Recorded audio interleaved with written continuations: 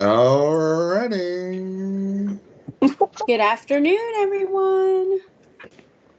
Hello. Hello, Got no hello. camera on. Look, they got me with If this on. you will mute yourselves as you come in, we're going Hang to on get one started in second. just a few minutes. I'm supposed to be on this webinar. I ain't turning the camera. Good afternoon, everyone. Hello again to a handful of you who joined us for the middle school webinar this morning.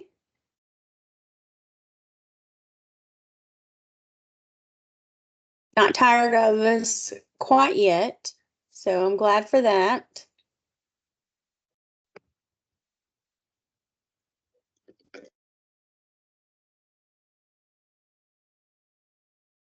Afternoon. Hi, Jennifer. Brent has dropped the attendance in the chat for me. If you want to go ahead and be filling that out,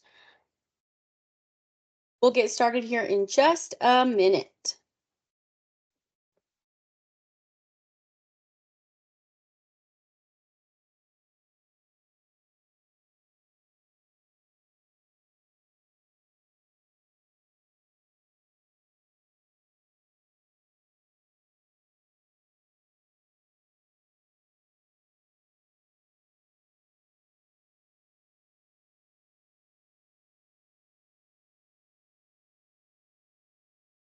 Morning, good morning, or good afternoon now. Good afternoon. Hey, April, good to see you here.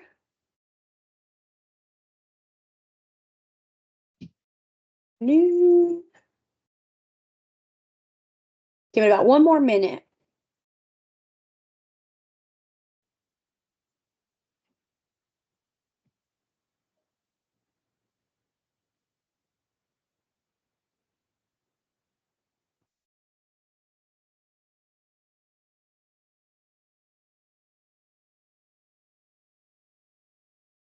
All right, y'all, it is 1 o'clock, so we're going to go ahead and get started.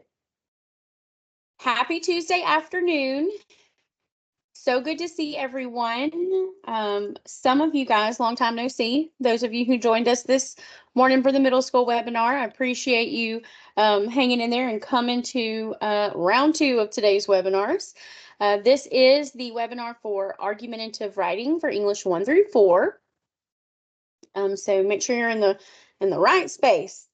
My name is Brenna McCormick, and I am the Secondary ELA Education Associate in the Office of Assessment and Standards on the standards side of the office. I have a couple of colleagues with me helping out today that you will see dropping links in the chat, maybe responding to questions. I have Tabitha Hughes, who is our middle level education associate for ELA. And I stole a science partner today to help with helping co-pilot, and that is Brent White. He's our elementary science education associate. Our other 2 ELA colleagues are in the field delivering some other PDs. So I am thankful to have Tabitha and Brent here helping today, and they can help address any of your needs in the chat. You'll see that Brent has already put in the chat both the landing page and the attendance form. I'm going to give you just a minute to go ahead and fill out that attendance and get your landing page open. We'll talk about recertification credits in just a moment. But in order to get your recertification credit, you do need to fill out the attendance. So I want to make sure you have time for that.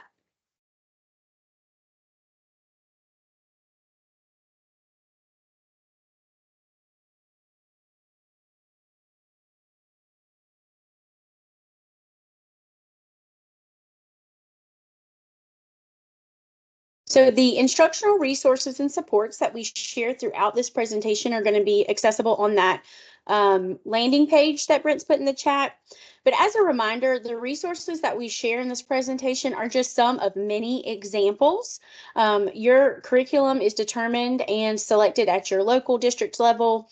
And your instruction should always be based on your student interests and needs. So in addition to what I share today, please be sure to consult those high quality instructional materials that you all are getting for resources and engagement to support your students.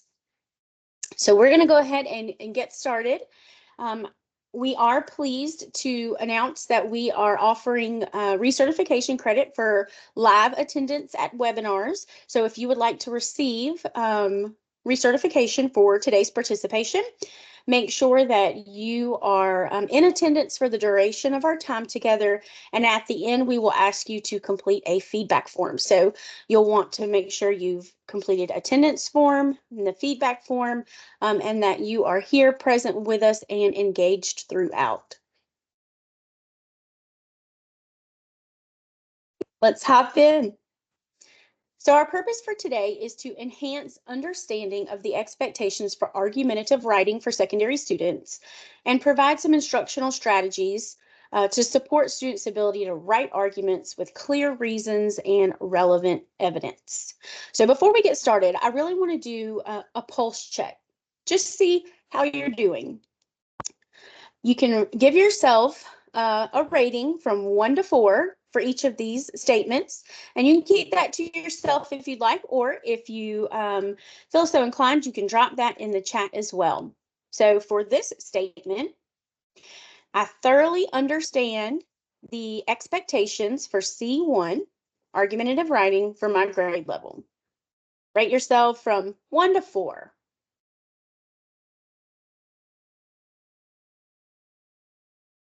3. Excellent.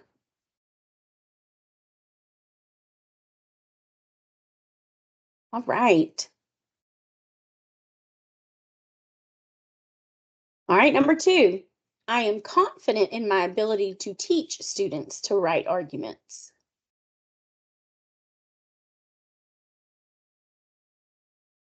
Okay, good. 3s. See some 2s, some 4s. Excellent.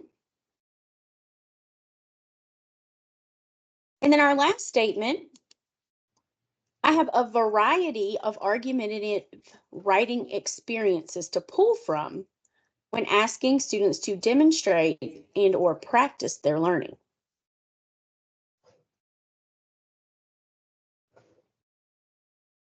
All right, so lower numbers on that last one.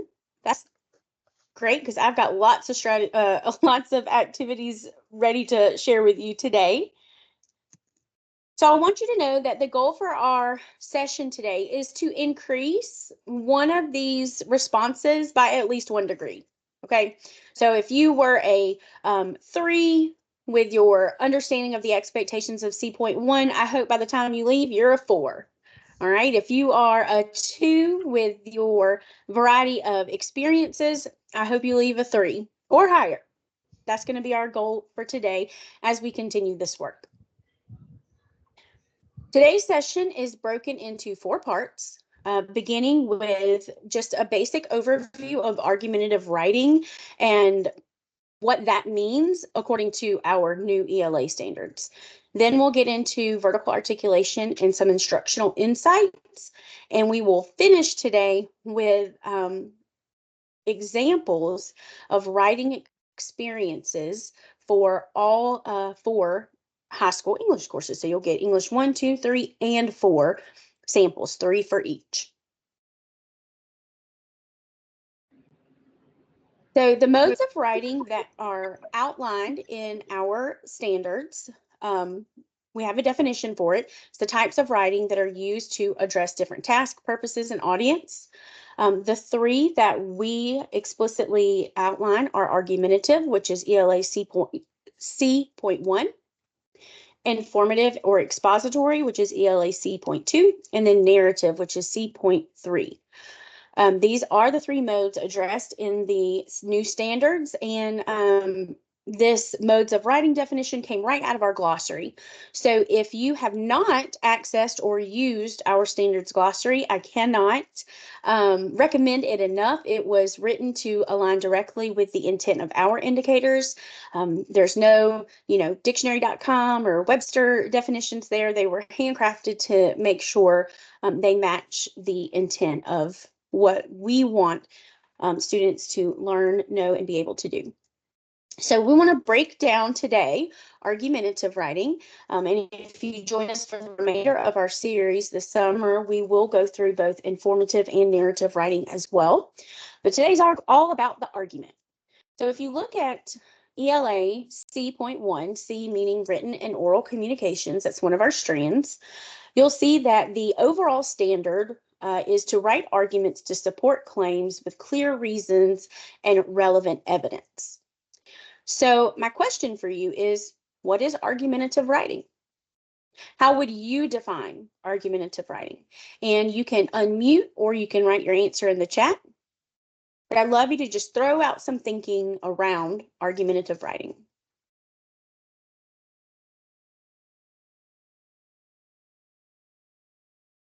Making a claim, supporting it with reasons and evidence. Excellent, Monica.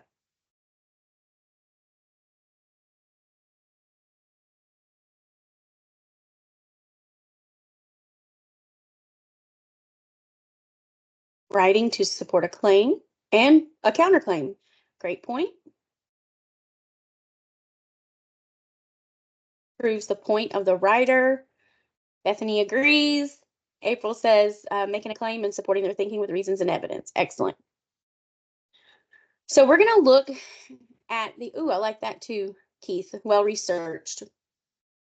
We're going to look at what the glossary for our standards says the definition of argumentative writing is according to the intent of our indicators.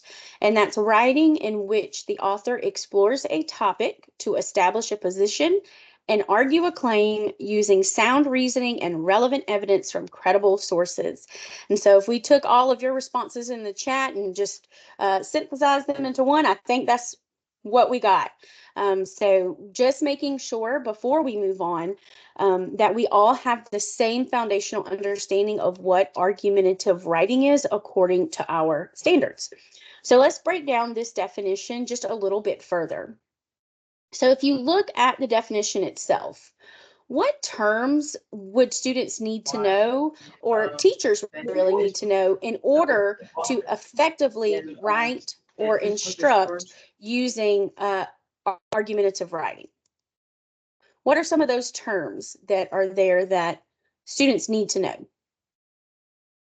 Claim, reasoning, evidence, topic, position. Absolutely. The good news is most of these words that you're pointing out are also defined in our glossary, making it really easy for all teachers across the state to have the same common language that they're using with students.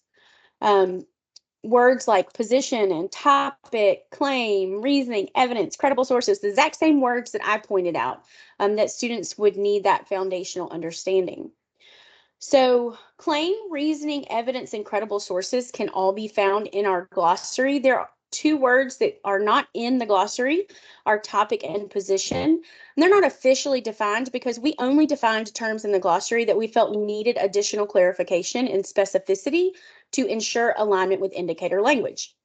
For the most part, topic and position have a real universal definition, which I've given a brief example definition here. So your topic would be a specific subject or issue being addressed and around which the argument is built. And then your position would be the writer's stance or viewpoint on the topic. But again, the other four of those terms are defined in the glossary. So now that we've clarified those different terms in the definition of argumentative writing, let's look at what's included in the argumentative writing process, as well as what argumentative writing could look like. Because if I ask you to write an argument, usually the first thing that pops in mind is maybe an essay, maybe a speech. Something that is lengthy is usually what pops in mind. So this is an excerpt from our explanation of strands, and Brent's going to put it in the chat for you so that you can open it and see it if you so choose. But this explanation of strands is found in the front matter of our standards document, and it outlines some of the structures and processes and techniques that are required in all of our modes of writing, but specifically we're looking today at the argumentative writing. So look at the highlighted portion. I'll give you a second to read it, and we'll notice what's included.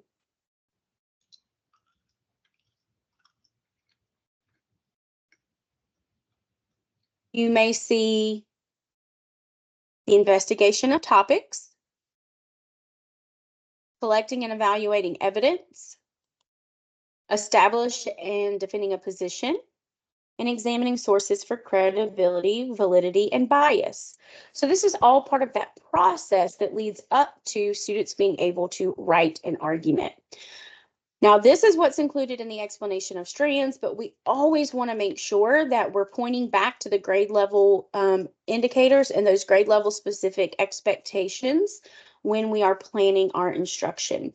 But I wanted to point out that the explanation of strands does include some of the language of that argumentative writing process. If we look in a different location in the explanation of strands, you can see that it explicitly states that arguments can be presented in various forms, so exceeding that boundary of a written essay. Specifically, they've mentioned speeches, presentations, paragraphs, letters. So we're really going to, at the last part of our time together today, we're going to really dig into what argumentative writing could look like outside of the written essay. And the last thing I want to take a look at before we begin looking at the vertical articulation are the grade level entrance statements. Grade level entrance statements are included at the beginning of each grade level standards in the standards document. And they outline pretty much what students can expect to learn and do for that grade level. It provides an overview of what learning is going to look like. And within that grade level entrance statement, there is a section on communications. Brent has dropped the grade level entrance statements for high school in the chat for you if you'd like to open that and see it in a bigger version. But each section on communications, specifically on writing, provides examples of ways in which students may write to demonstrate their learning across the three modes. And so what we're looking at now isn't necessarily just for argumentative, but these are some examples of ways that students can write in English 1. You'll notice that students are asked to focus on an appropriate tone and style, that they can write multi-paragraph essays, text-dependent writing, creative pieces, college and career ready writing such as emails, personal letters, public service announcements, editorials, academic material on various online platforms. So think about blog writing. And then we know that writing or communication, I should say, doesn't always have to be written, particularly when you're thinking about arguments. These can be academic discussions. If you look at English 2, very similar, but now we have noticed that we're incorporating narrative modes within other modes of writing. So using personal anecdotes, for example, within an argument to prove a point. Again, multi-paragraph essays, text-dependent writing, cover letters, resumes, personal statements, blogs, or other various online platforms, and then speaking for professional settings and academic discussions. So we're adding and layering in relevant writing to what students may be experiencing at that grade level. English 3, we're talking about college and career ready writing, resumes, cover letters, personal statements, college application essays, applications. We've got all, again, using narrative to support the other modes of writing, multi-paragraph essays and text-dependent writing, online platforms, and then this one includes interviews. So again, we're adding layers of writing experiences appropriate to the student's age and circumstances.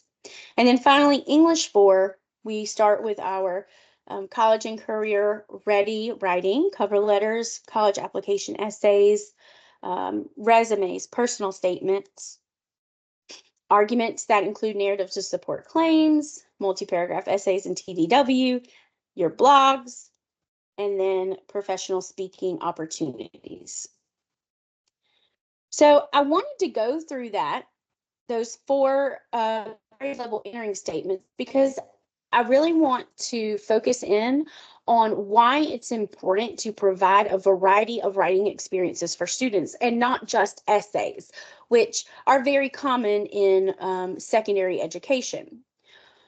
What I want you to look at here, it's underlined to ELA C.1. It says to write arguments. It doesn't say, write an essay or write a speech, but instead it just says arguments. And when we look at the sub indicators within each grade level, we see that students are expected to maintain a style of writing appropriate to purpose, task, and audience. So this expectation is actually embedded across the three modes, and it begins as early as middle school. So it really comes down to intentional choices that students are making as authors when creating written pieces, and really understanding that there's more than one way to address a challenge or a task. In order for students to master this concept, they're going to need a variety of experiences. We can't expect students to demonstrate an ability to maintain a tone and style appropriate to task and audience if we don't give them more than one task and audience. So we know that students will be asked and tasked to write beyond the essay format when they leave K-12 education. So while the essay is important and it should continue, we want to think of writing instruction as yes and. Yes, we write essays and we write all of these other things. And so that was really heavy, informational, but I felt like it was an important foundation as we move forward in our time together today. So let's pause and do just a little bit of reflection. We're going to do a SMART reflection. You might be thinking SMART goals, but this is a little different. And so in the first row, you'll see summarize, make a connection, and apply. What I'm going to have you do is to craft a three-part response. This will be your initial response and you'll put it in the chat. You're going to summarize one thing that you now understand more clearly. Make a connection by telling why you think it's important. And then tell us how you'll apply the information. So I'm going to give you 2-3 minutes to just do that part and pop it in the chat. One thing I understand more clearly, I think this is important because I will use this information too.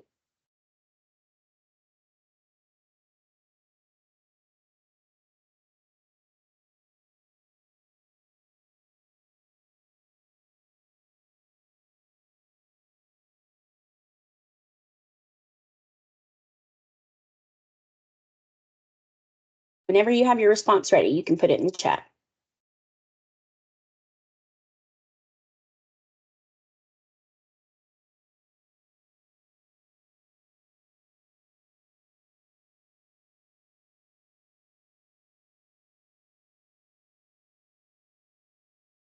Kate, I love that you've mentioned the profile of a South Carolina graduate. You're exactly right.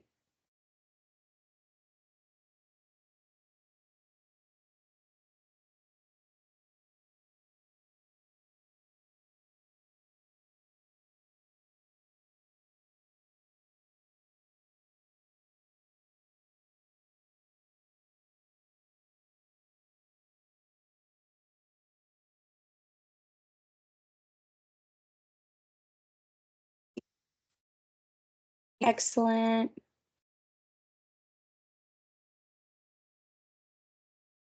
Love that.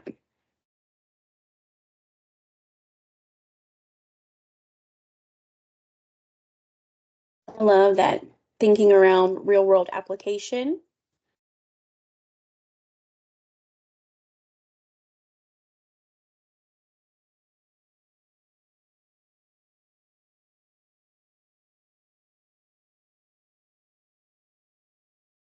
Jessica, I think you're right that that common foundation of the language around writing is really important. Communication does not always have to be written. Very good, Carla. All right, so as these are continuing to flow in the chat, here is your secondary part to this reflection, the R and the T. I'd like for you to read and review the responses in the chat, and then choose one idea or one strand of thinking that you'd like to take with you to remember. So something that someone else said that you're like, oh, that's a great point. And I want you to reply to that comment. Let them know, hey, that was a great point. I'm stealing this idea. I'm taking it with me. So I'm going to give you a few moments now to find a comment and reply.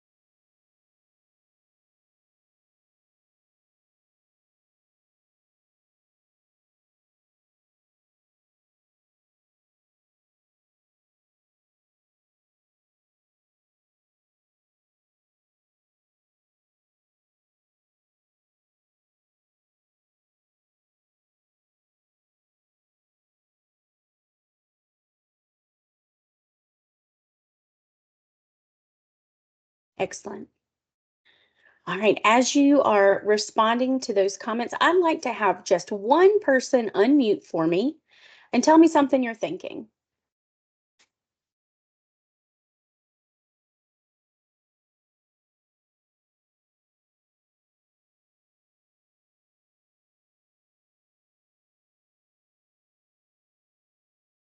Nobody wants to be first, but it's okay. I'll go. I teach mostly ninth grade, so this is very freeing for me. As you know, you say 5-paragraph essay and you've lost them. So this definitely frees up some other options to get them into what we're doing. Absolutely. Thank you for unmuting and sharing.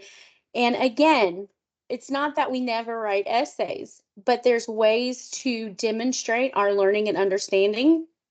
That's not the essay. And there's ways to scaffold into writing essays that really support our students who, exactly like you said, you say 5-paragraph essay and they're like, ah, I'm not doing that, right? We've all been there, I think. So I love that that feels freeing to you and that we've got open minds as we look at some of the ideas that we can use as scaffolds moving forward. And I love, love, love this conversation in the chat. Thank y'all for taking that reflection and running with it. So we're going to move into the vertical articulation and some instructional insight. So what do the indicators really say? And the first thing I want to note as we move into this next section is that you're going to see some charts on the screen. And I want you to know up front that they don't represent the complete indicator for each grade level, nor do they highlight every single difference between grade levels. I chose some of the what I felt were the maybe biggest shifts and just wanted to draw attention to some of those key differences in the expectations between grade levels. So just know that's my little disclaimer that this is, I'm going to show you the chart, but it's not the full indicator and it's not every single change. I'm highlighting some of them. So we'll start with looking at 8th grade and English 1. So I want you to take a moment and look at the progression of expectations between grade 8 and English 1. And in the chat, tell me some things you notice.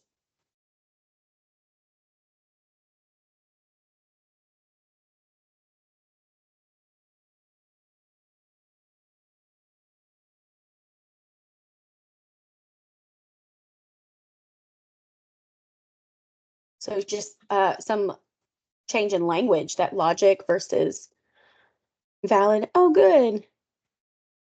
Variety of sources.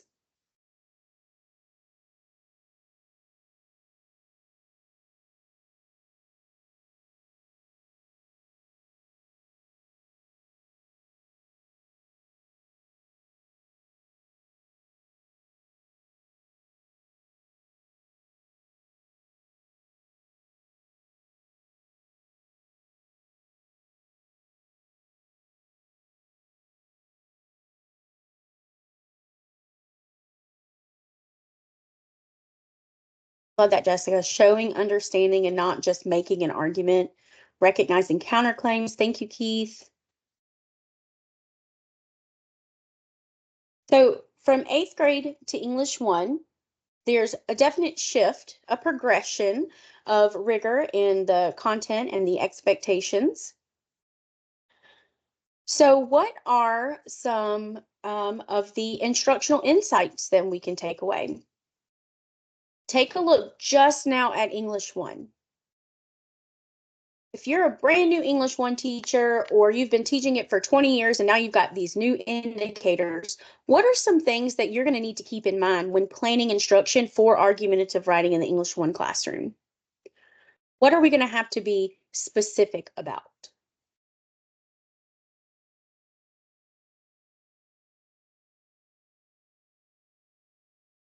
Valid sources, absolutely. A variety of sources. What does that mean, right? Valid. The organizational structure. Absolutely. Love that. How to access sources, counterclaim. So what I've done is I have gathered what I'm just calling instructional insights. So these could be maybe hints about support documents that could help teach this specific grade level, maybe some clarification of some language, but just a handful of insights that I found that I'm going to share with you all to go along with the ones that you are introducing in the chat. So the first thing I want to point out, again, can't say it enough, is that we have the glossary that has been crafted for our standards to help clarify indicator language. So words like you were saying in the chat, valid, style, purpose. I saw all 3 of those words in the chat. So if you're interested in knowing what do those words mean according to our intent, look them up in the glossary. They are there for you.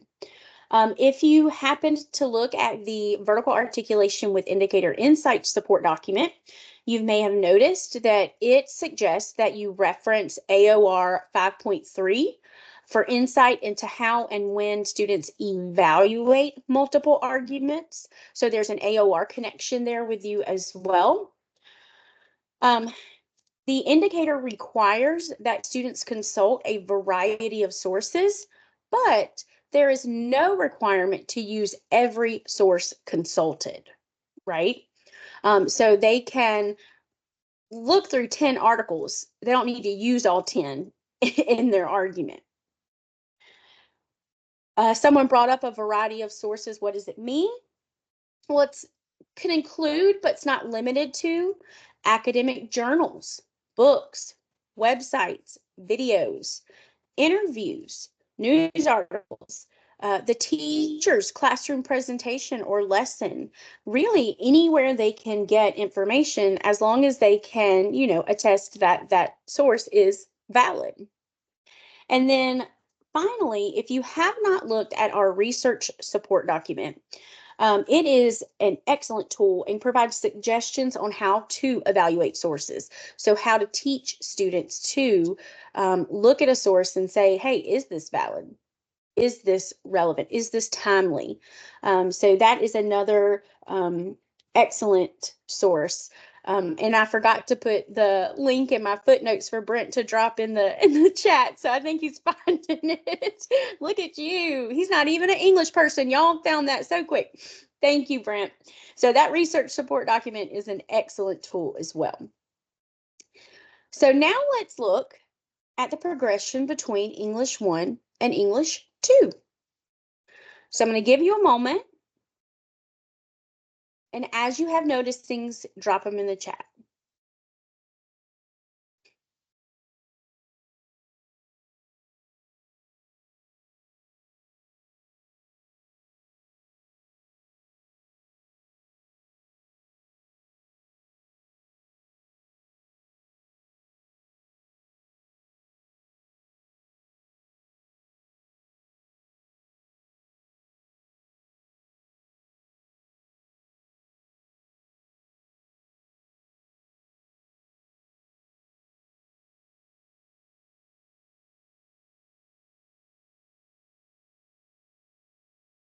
Yes, counterclaims. Evidence should not only be relevant, but sufficient. Multiple counterclaims.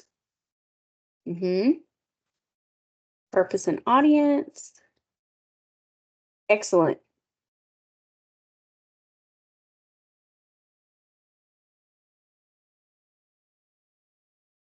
So if you're an English 2 teacher or a coach for an English 2 teacher, what would you tell them is like the number one thing? Hey, now that students are in English 2, when you do argumentative writing, you need to make sure to focus on what? What would you tell them?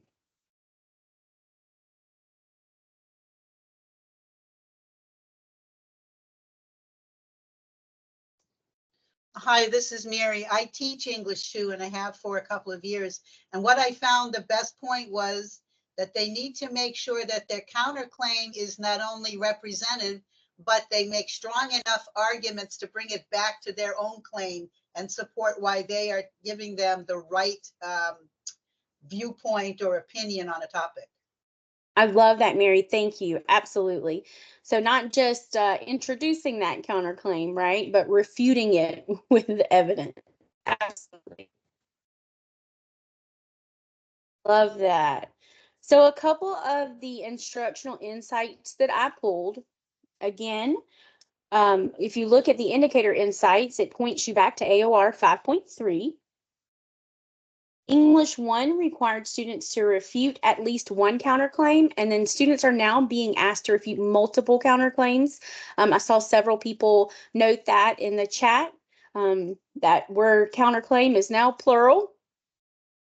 I also wanted to show that in relation to our indicators, the word clarify means to explain relationships, meanings, thinking, and or ideas to aid and improve understanding and distinguish between nuanced ideas or definitions.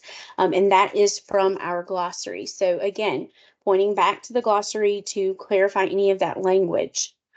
And then I also wanted to point out that though audience is introduced here in argumentative, being aware of your audience, students are asked to consider the audience of text in other indicators as early as 4th grade.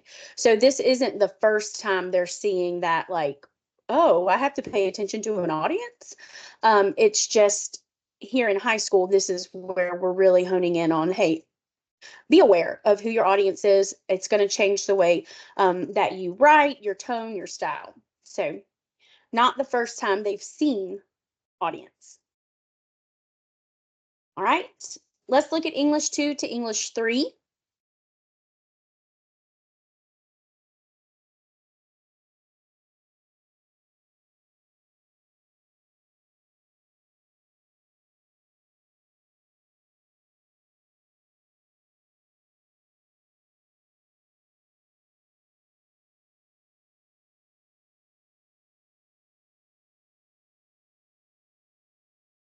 Establishing significance.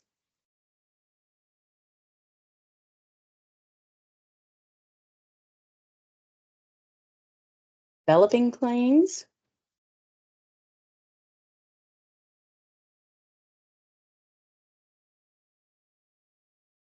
Diction, yeah. Syntax. Style matters. Yes, Linda. Developing your counterclaims. Excellent. Knowing the task.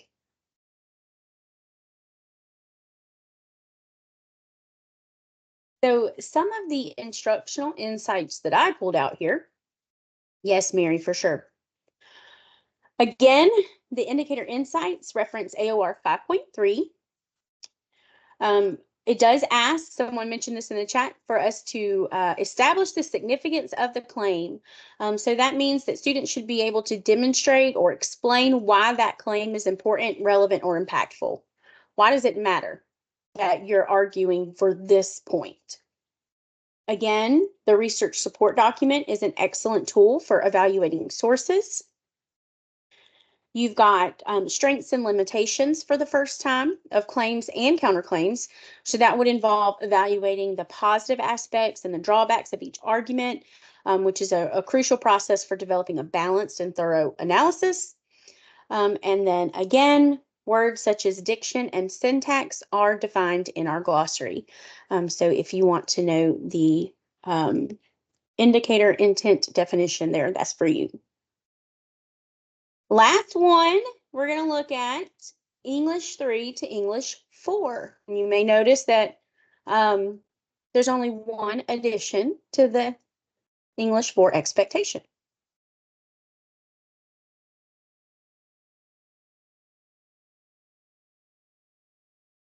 So my question for you, if you'll answer in the chat, why do you think this is really the only addition to English 4? They're very similar, 3 and 4, aside from this. Why?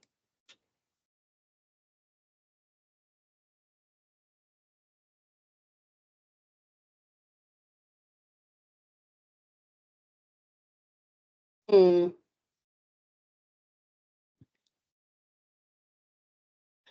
Yeah, career readiness. We've mastered this task, right?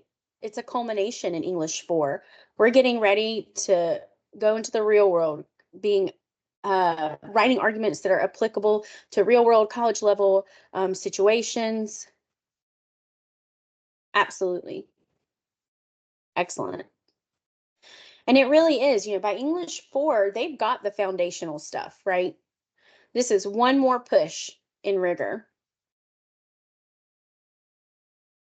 So my instructional insights for you here are the reference to AOR 5.3, as well as the glossary for indicator language such as bias. But then also one additional support document is our rhetoric support document. With that come 5 supplemental documents. And these can be useful for consideration regarding the audience's knowledge level and possible biases. And this consideration is crucial for crafting a targeted, persuasive, and effective message. So that is another source that you can point to when you're working with students on argumentative writing. And I saw a couple people already mention that rhetoric piece in the chat. So very good. All right, so think through all that information we just looked at. We looked at both the vertical articulation or the progression of expectations, and we looked at some instructional insights. Pick one of the two. Just keep it in your head. I'm going to think about vertical articulation. I'm going to think about instructional insights. Now, when I say go, you will have 1 minute to type everything you can remember in the chat box without submitting the comment. All right, so you're just going to type it all down, everything you can remember about vertical articulation or instructional insights, not both. And I'm going to give you 1 minute starting now.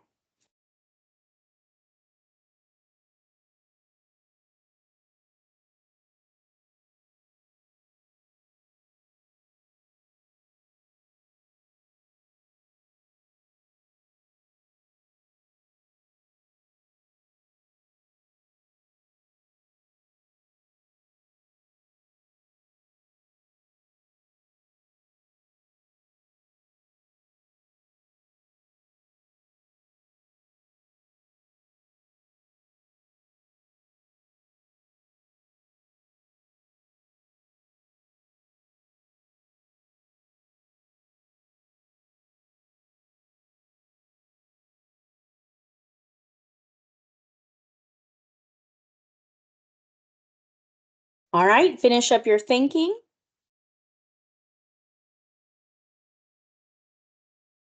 Then I want you to hit enter, pop it in.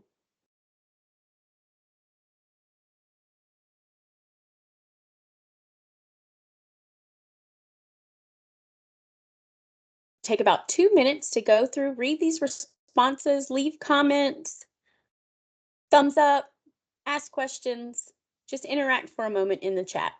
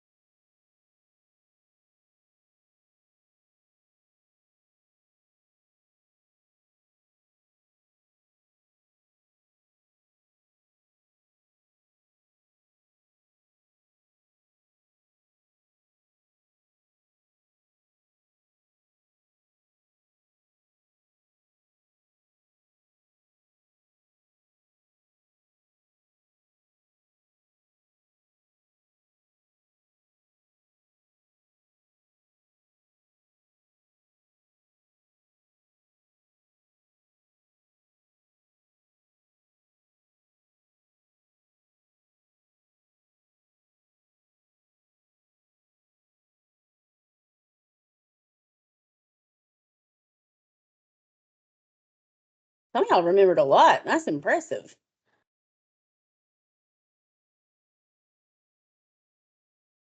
Excellent. All right. So we've reviewed terms, got a foundational understanding, looked at the vertical articulation and how those expectations progress.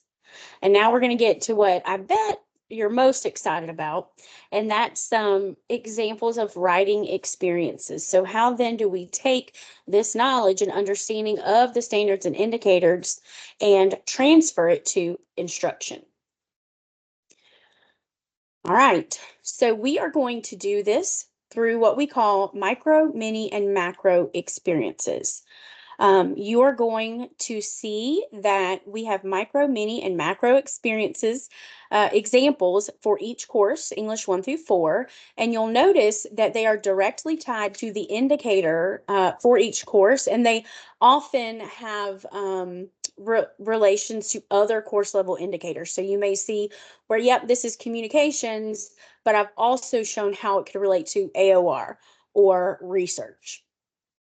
And you may be asking, what's a micro, mini, macro?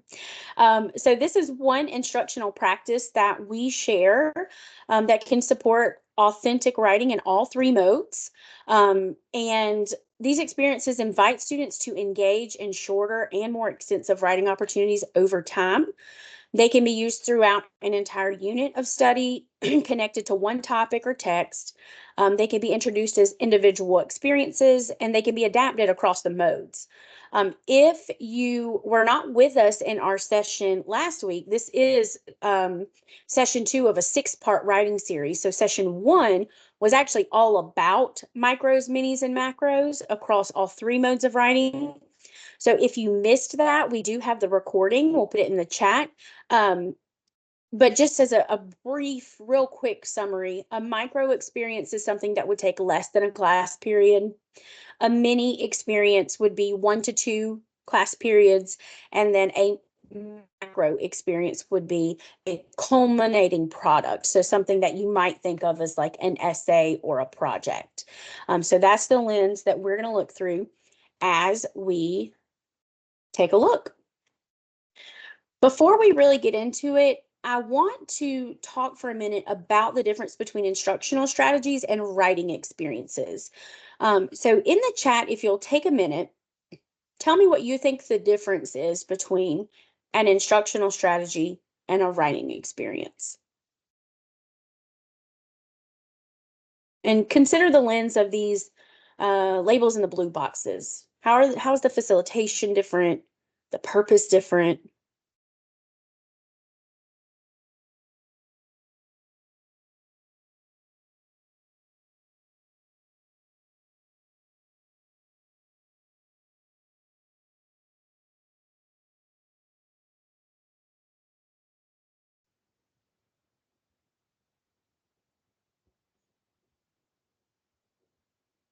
Thank you, Stephanie. Yeah.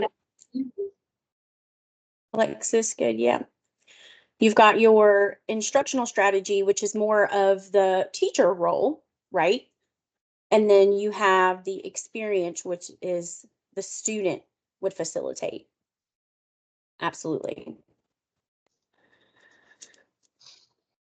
So with instructional strategies, that is the teacher's responsibility, the teacher do. And the writing experience would be the student responsibility. Instructional strategies are planned methods or approaches used by the teacher to deliver information, facilitate learning, where the writing experience is a task or an activity or a project that students engage in to continue to develop their writing skills. The purpose of an instructional strategy is to enhance that teaching process, engage students, and the purpose of a writing experience is to give students the opportunities to apply what they have learned. So when you think instructional strategies, we're thinking direct instruction, collaborative learning, graphic organizers. When we're thinking about writing experiences, that's journal writing, essay writing, writing research articles. And I want us to note as we move into the actual examples of micro, minis, and macros is that most of them are writing experiences, not instructional strategies. not all of them, but most of them, students still need to receive explicit writing instruction. For example, I wouldn't give a student an assignment and say, hey, write an essay, and then check mark, I've taught essay writing. We didn't teach anything, right? We just we assigned something. So know that most of these examples are in fact ways for students to demonstrate their understanding of or practice what they've taught. And there are times when it can be used within teaching experience or within instructional strategies. But I always just want to be careful that we don't neglect that actual instruction when we have those fun or exciting writing experiences.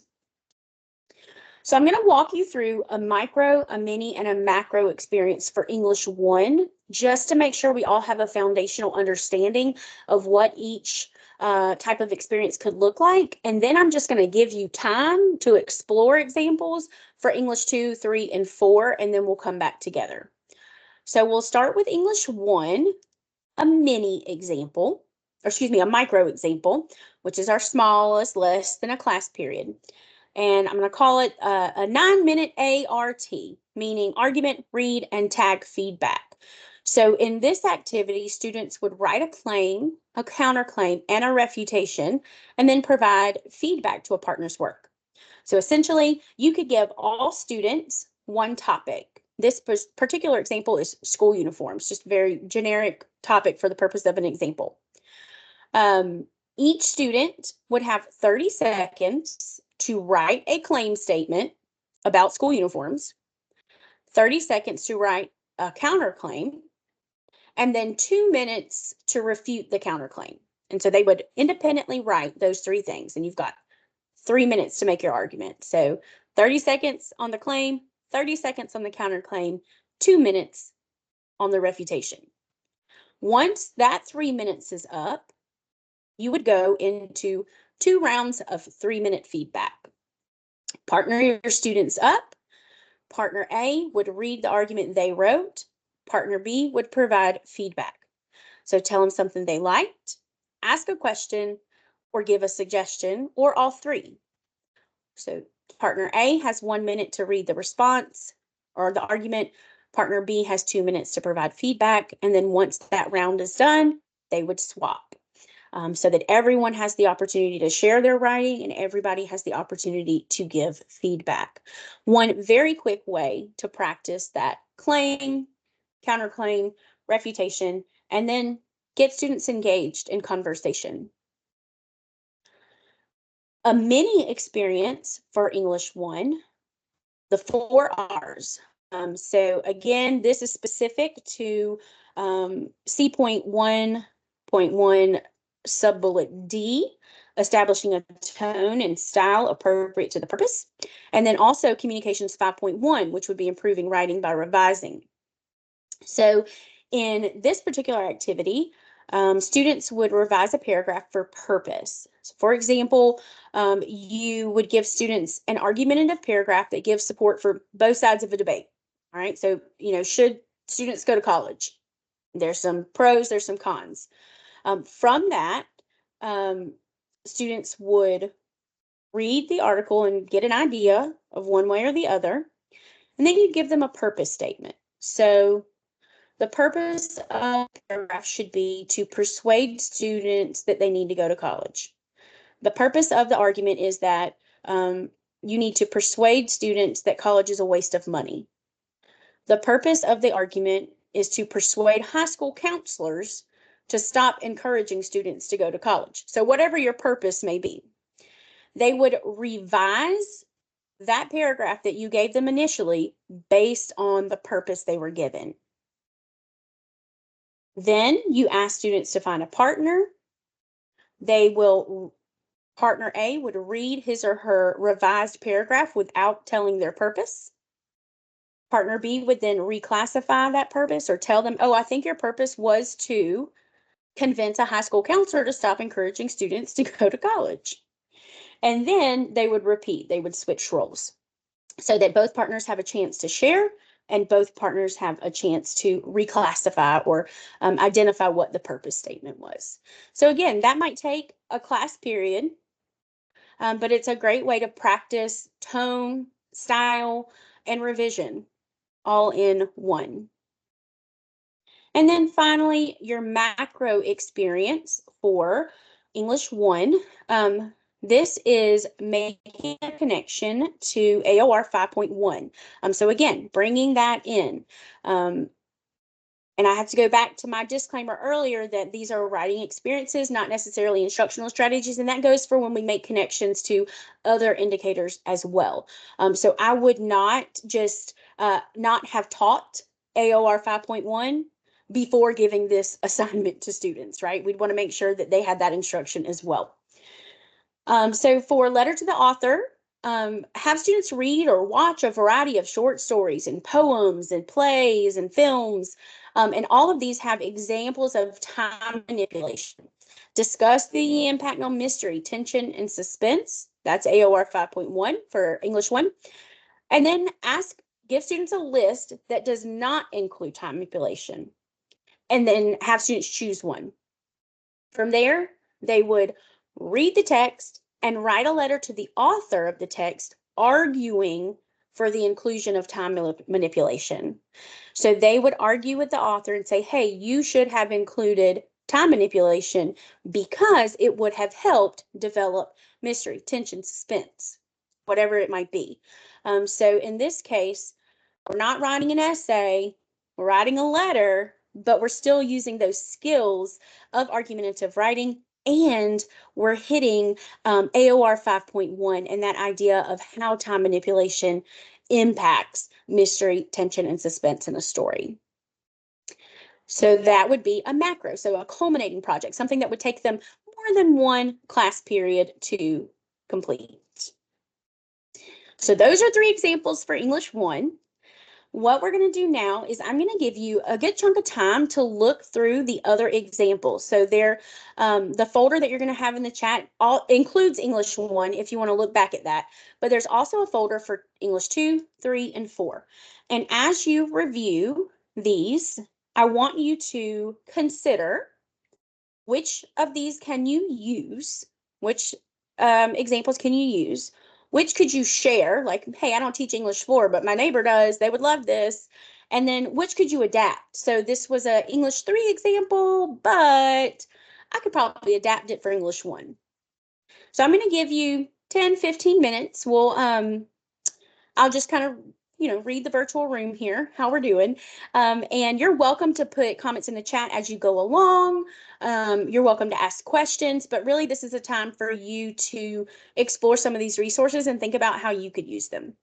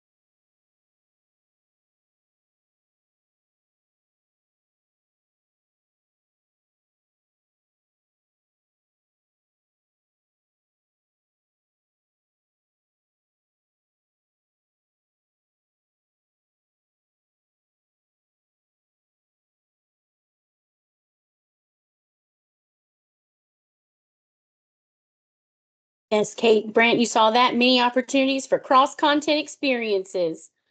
Love it. Yes. Our science friend in the room. I bet he'd agree. Yes.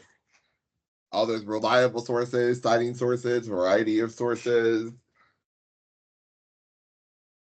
Oh, Jessica, I love that connection. She said after attending the session for middle school earlier today, using AOR 3.1, which is for point of view and perspective. I love that. To write a letter to the article. I don't know if I finished that statement. It was in my head though. Yes, Sandra, targeted rewrites.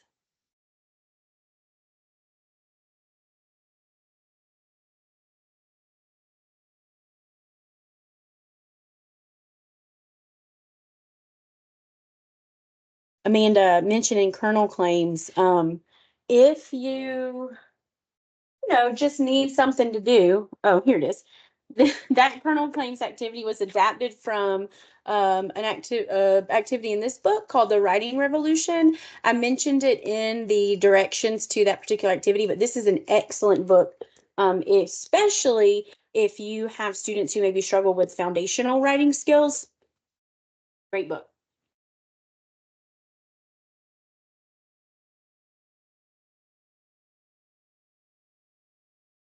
All right, if you need a few more minutes in the chat, maybe 0 to 5, 0, 1, 2, 3, 4, 5, of how many more minutes you might need to look through those resources.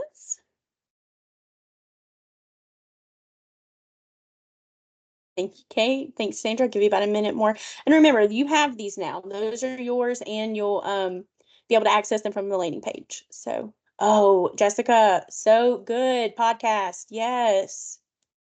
Love that idea.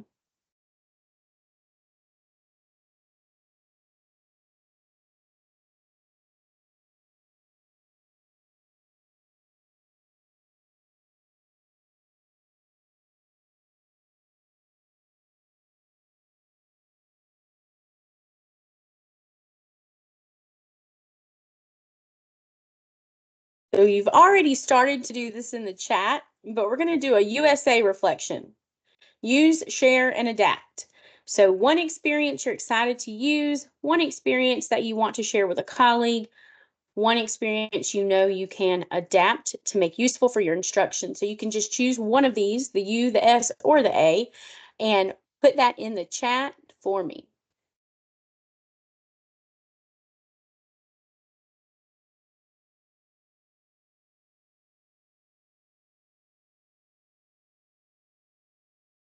Monica, yep, kernel claims. I love that. And I love that as just a sentence writing strategy in general. Jennifer, yeah, changed my mind. Love that meme. Targeted rewrites, the PSA. Yay. The write around. Great, Angela. Mary, all of them. I love it. And I think someone mentioned this earlier too, that really they could all be adapted for each of the grade levels. Absolutely. And even pushing them down into middle first in some instances. So yes, thank you. Share it. Yes, share it with the assistant principal. Share it with anybody. We, the ELA standards team is of the opinion that there are 3 of us and 55,000 of you. So if you would like to share all the things, please do. We can't be everywhere. So we appreciate the way that you all kind of pick that up for us and run with it. Share the folder. Funny. I love it. Love it, love it, love it. All right, before we move into our clarity and closure, there is one thing that I want us to make a connection with. So Brent's going to put in the chat a document that has our overarching expectations, our research standards, as well as the rest of our communication standards. And I want you to look at that document for just a moment and think about where you see additional opportunities to use argumentative writing to meet other expectations and standards. So if you look at overarching expectations, for example, and the overarching expectation is to cite textual evidence, could we support that through argumentative writing? Of course. So just take 2 minutes, look through that document and find one connection to argumentative writing.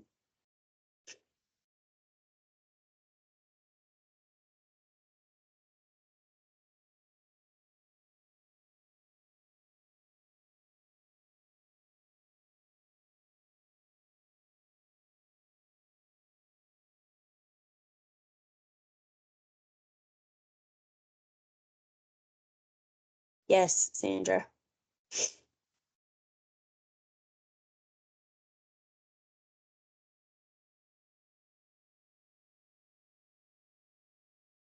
Logically organizing our finding, collaboration and creating, active listening, yes.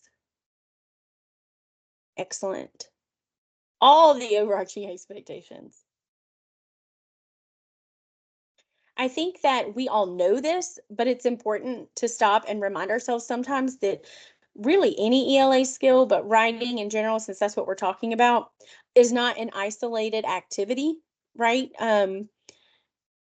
There are so many other indicators and purposes and skills that we can intertwine with writing. And I love to always just give a moment to think about that and how we can bring in other areas of literacy. Yep, love that, Tabitha. If you're a coach, it's a great activity to coach into your teachers. Okay, friends, we're going to hop into clarity and closure. Here's our purpose for today. We wanted to make sure that we had a clear understanding of the argumentative writing expectations, maybe get some instructional insights and some writing experiences to support students' ability to write arguments with clear reasons and relevant evidence. So in the chat, I would love for you to describe one way this purpose was met.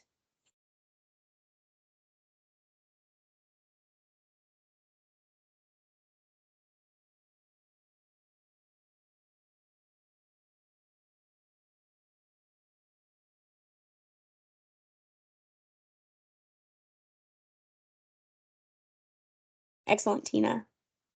Yeah, Carla, you're welcome.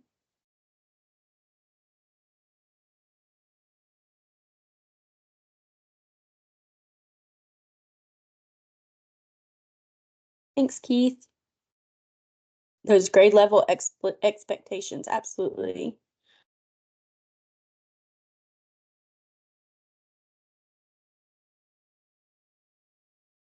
All right, and now I'm gonna call you to be your students for a moment and give you one more example of a micro writing activity. In 5 sentences or less, write an argument to support the following claim.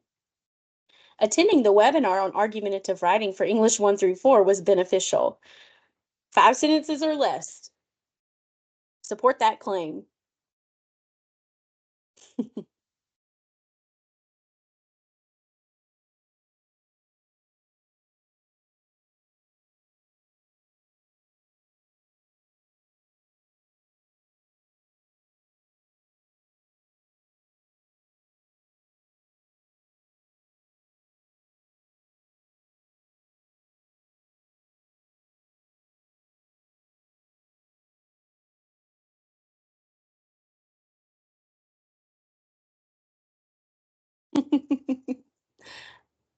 There you go, Brent. This is also a science and engineering practice. I love it.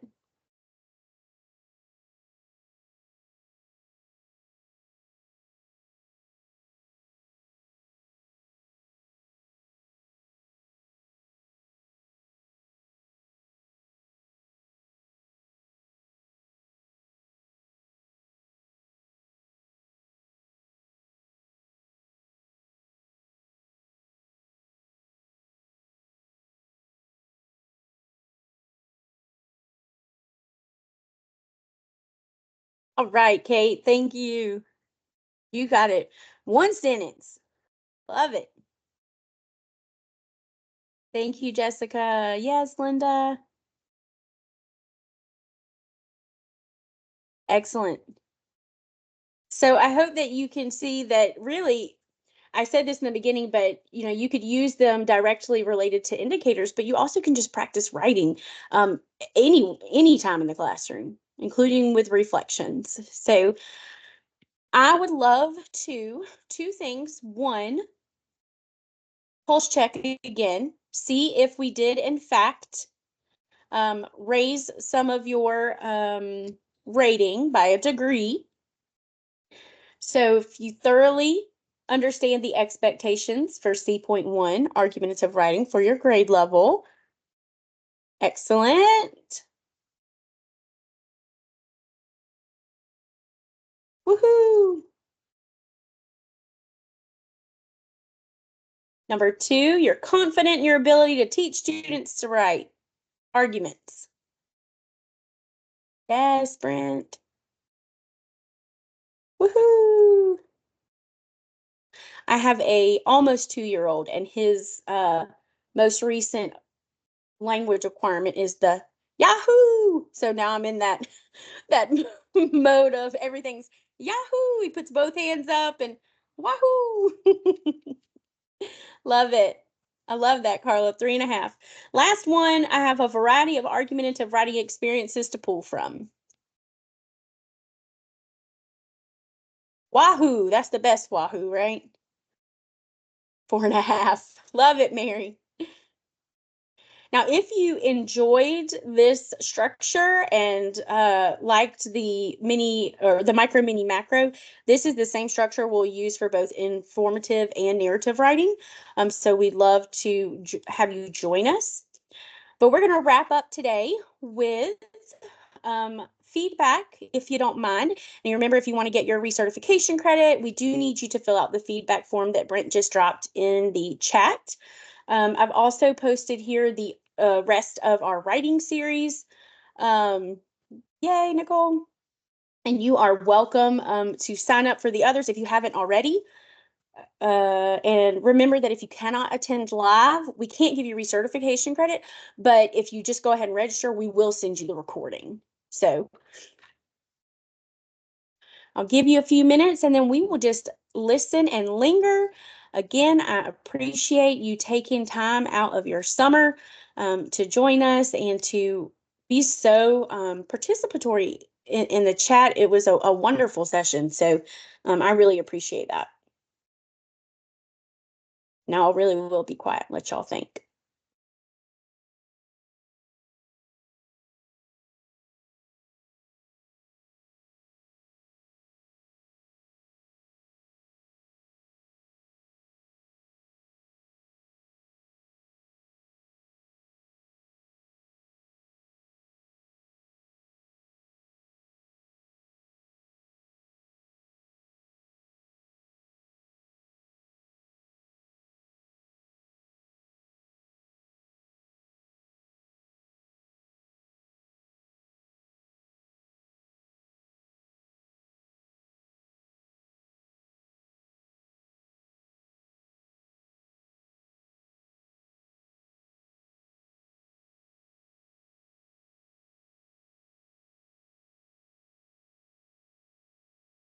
As you finish your feedback form, you are welcome to head out. I will close the feedback form in about 10, 12, 15 minutes, just so you know. But we appreciate that you were here. We'll hang around for a little bit if you have any questions. I hope you have the great rest of your day and week, and hope to see you at our next session on June 11th.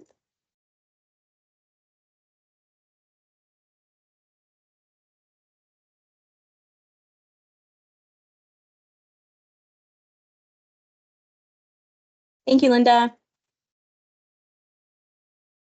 Thanks, Kate.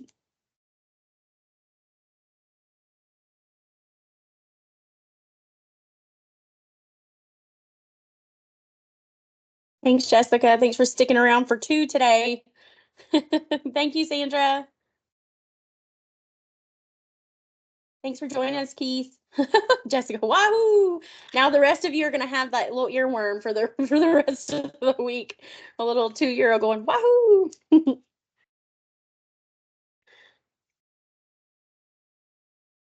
Thank you, guys.